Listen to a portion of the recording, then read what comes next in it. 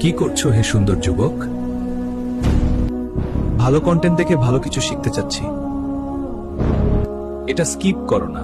দেখেছো কত সুন্দরী মণি, কত লোভনীয় ফিগার। যদি একবার কাছে পেতে।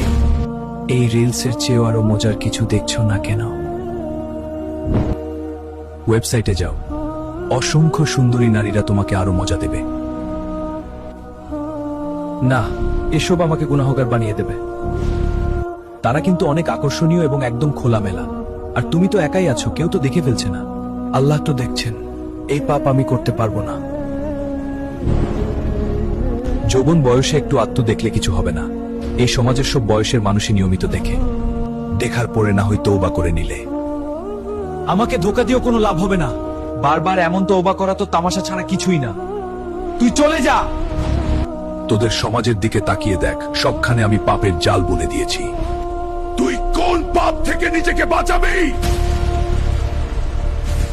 যাদের অন্তরে পালনকর্তার প্রতি দৃঢ় ঈমান আছে, তুই তাদের কিছুই করতে পারবি। যারা এই পাপে জড়িয়ে গেছে, দোয়া করি তারা যেন ঈমানের পথে ফিরে আসে। আদম সন্তানদের আমি দেখে নেব।